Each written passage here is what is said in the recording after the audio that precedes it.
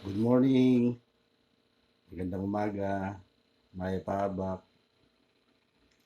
Tayo po ngayon ay dadako sa pakikinig, pag-aaral, pagbubulay-bulay sa banal na salita ng Diyos. Bago po yun, tayo muna po ay humingi ng gabay at karunungan sa ating Panginoon Diyos. Tayo po manalangin. Dakila namin Diyos, aming Ama, pinupuri ka namin pinapasalamatan ngayon pong araw ng pagsamba. Panginoon Diyos, ngayon po ay aming pagbubulay-bulayan, pakikinggan, babasahin ang iyong banal at makapangyarihan salita. Kasihan mo po kami ng iyong banal na Espiritu, o banal na Espiritu, aming dakilang tagapagturo. Ikaw nawa po ang mangusap. O Diyos, ma-encounter ka nawa po namin sa aming pakikinig, pag-aaral, pagbubulay-bulay ng iyong salita. Marami pong salamat at tinangkin po namin ang tagumpay at walang anumang makagambala o makakagdan sa amin. Hindi ang malayong pagkilos ng iyong banal na Espiritu ang aming naranasan. In Jesus' name we pray. Everybody say, Amen. Amen. Napapanood po ngayon ang ating paksa. Ito po ay paulit-ulit na pinapaisip sa akin ng Panginoon Diyos na ito yung mga talatang aking hihimayin at paghahandaan upang may bahagi ko naman sa inyo bilang inyong pastor. Ang topic po natin ngayon ay preparedness o paghahanda. Inaanyayahan ko po kayong buksan ninyo o buksan natin ang ating mga Biblia sa Matthew 25 verse 1 to 13. Mateo, kabanatang 25, 1 hanggang 13.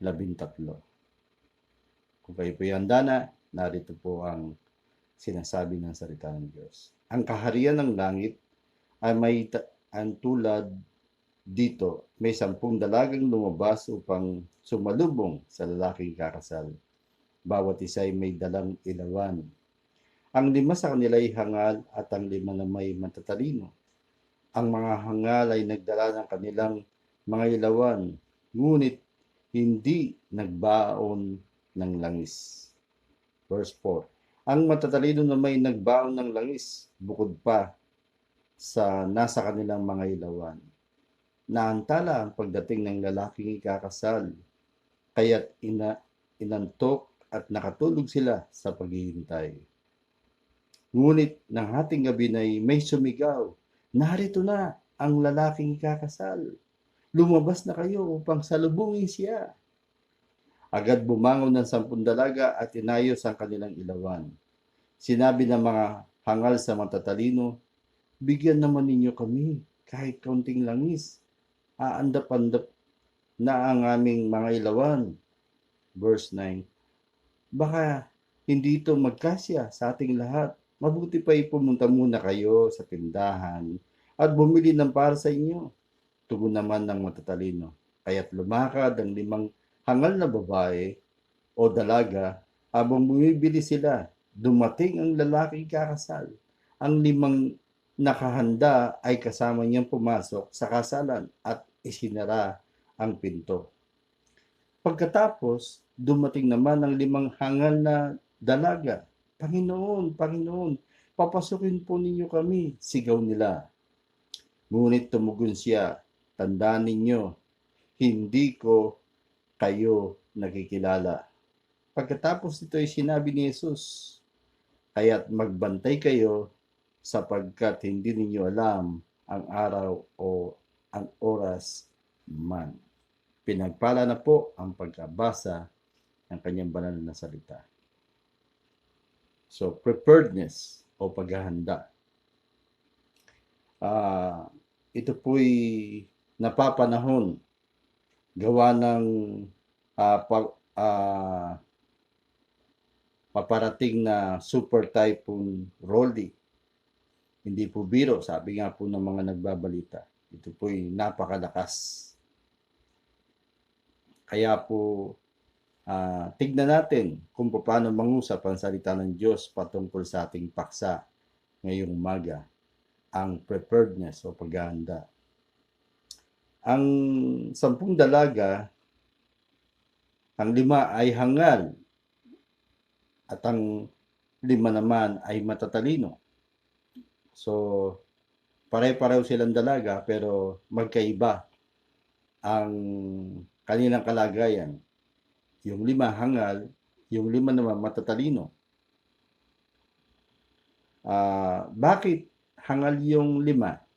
Sabi dito kasi may dalangang ilawan ang 5 dalagang hangal upang salubungin ang lalaking kakasal, ngunit hindi naman nagbaon ng langis. Samantalang ang 5 dalagang matatalino ay nagbangon ng langis o nagbaon ng langis bukod pa sa kanilang ilawan. So, ang pagiging handa ay ng isang tao ay importante sa kanyang buhay, sa kanyang pamilya, sa kanyang kinalalagyan. Marami ang napapahamak sa mga taong hindi handa o naghanda. There are so many people now in our society that they are taking for granted when the government says, be prepared.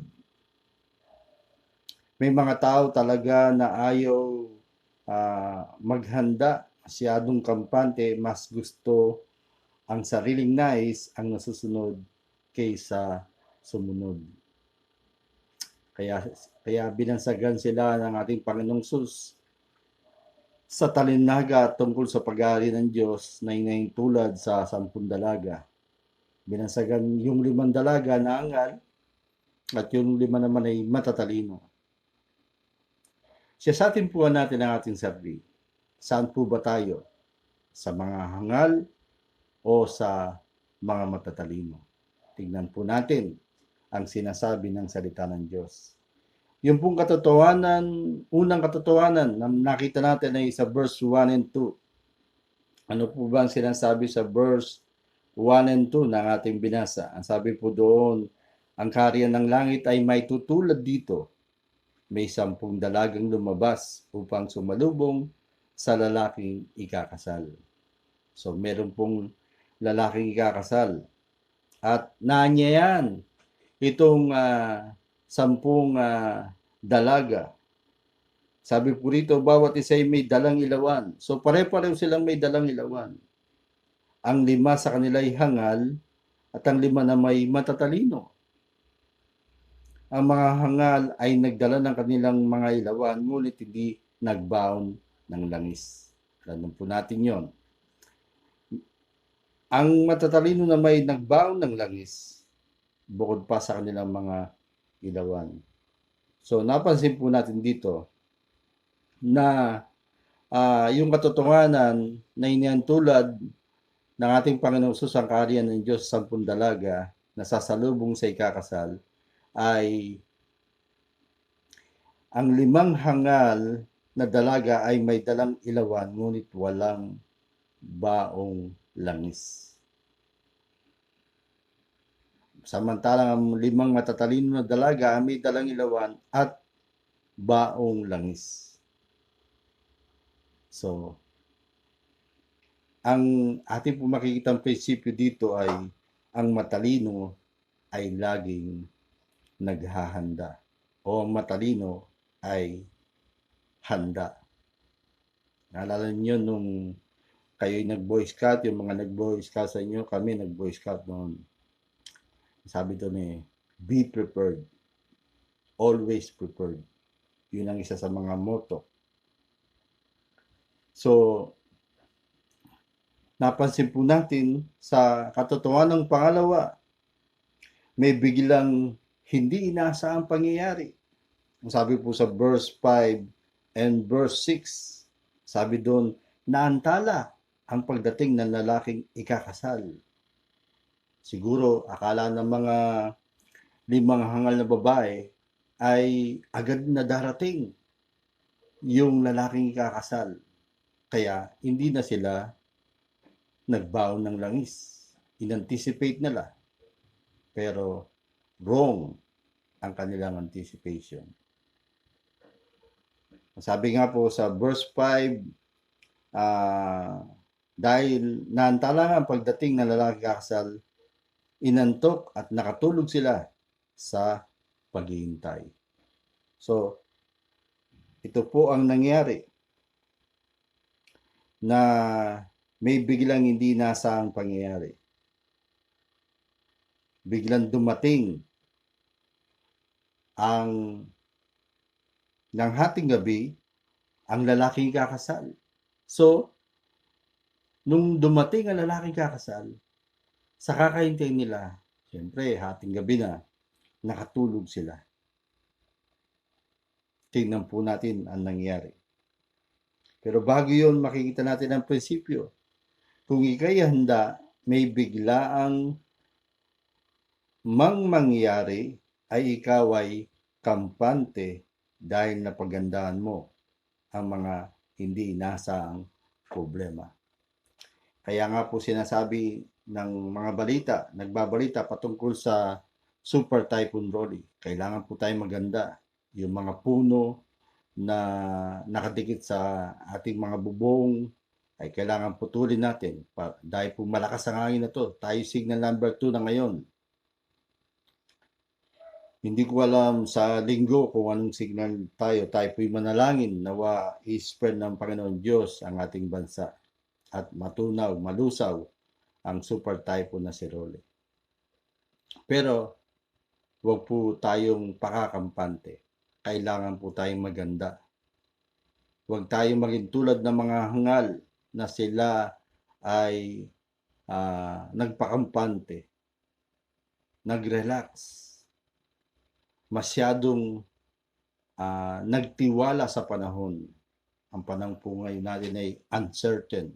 Ano pong ibig sabihin nun? Hindi natin alam ang bukas. Ang Diyos lamang ang may alam ng bukas. Kaya nga may kantang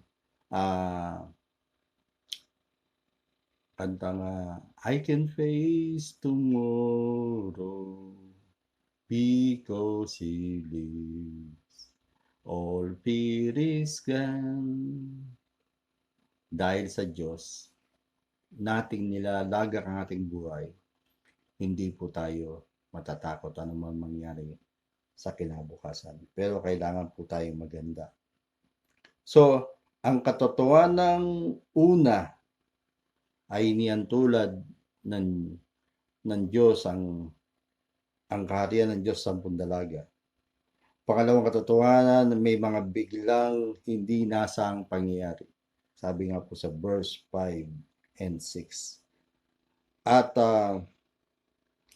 pangatlong katotohanan, kung kailan nandyan na ang problema ay saka pa naman kikilos at magagilap ng solusyon sa problema. Basahin po natin ang verse 7 to 10. Ang sabi po doon, verse 6 muna. Dahil sa kakahintay nila, nakatulog nga sila, dumating ating gabi na may sumigaw. Narito, ang lalaking kakasal, lumabas na kayo upang salubungin siya. Verse 7, agad bumangon ng 10 dalaga at inayos ang kanilang ilawan. Sinabi ng mga ngal sa matatalino, bigyan naman ninyo kami kahit kaunting langis, andap-andap na ang aming mga ilawan. Baka hindi ito magkasya sa ating lahat. Mabuti pa'y pumunta muna kayo sa tindahan at bumili ng para sa inyo, tugon naman ng matatalino. Kaya't lumakad ang 5 hangal na dalaga habang bumibili sila, dumating ang lalaking kakasal. Ang 5 nakahanda ay kasama niyang pumasok sa kasalan at sinara ang pinto. So nakita po natin dito ang katotohanan ng number 3. Na kung kailan nandyan ang problema ay saka pa naman kikilos at maghanap ng solusyon sa problema. May nagsabi nga, isang prinsipyo, we are not problem solver. We are preventors of problem. Kaya nga po yung mga nasa tabing dagat sa probinsya ng Quezon ay pinalikas na kaagad at sa iba pang lugar. So ang prinsipyo po, ang matalino ay handa sa mga darating mangyayari dahil napaghandaan niya ito. So alam niya na uncertain ang panahon, kaya siya ay naghahanda. So ang katotohanan number 4, pero bago yun napansin natin yung 5 hangal na dalaga nagmakaawa sa limang matatalinong dalaga. Pero dahil matalino sila, hindi sila nagbigay ng langis. Hindi dahil sa madamot sila, kung hindi dahil sila'y matalino. Dahil yun ay kasya lamang para sa kanila. Kaya sila ay nagsuggest. Sabi niya, siguro bumili kayo. Sumunod naman yung 5 hangal na dalaga, bumili sila. Pero habang bumibili, dumating ang lalaking kakasal. Kaya po sa panahon natin ngayon, ay wag na nating hintayin pang dumating ang super typhoon Rolly bago po tayo maganda, bago tayo mag-repair ng ating bubong, magtali ng kung ano man, at maglikom ng mga gamit sa labas, lamang kaya bumili ng mga pagkain na kasya. Kasi po, sa aking nabalitaan, linggo ng gabi hanggang Lunes, Martes pa, aalis sa kalupaan ang bagyong super typhoon Rolly. So maganda po tayo. So ang prinsipyo po natin nakita rito ay ang matalino ay handa sa mga darating na mangyayari dahil napaghandaan niya ito. Pangapat pong katotohanan ay matatagpuan sa verse 11 to 12, ang kinasapitan ng 5 hangal na dalaga. Basahin po natin verse 11 hanggang 12. Pagkatapos, dumating naman ang 5 hangal na dalaga. Panginoon, Panginoon, papasukin po ninyo kami, sigaw nila. Ngunit tumbugon siya, tandaan ninyo, hindi ko kayo nakikilala.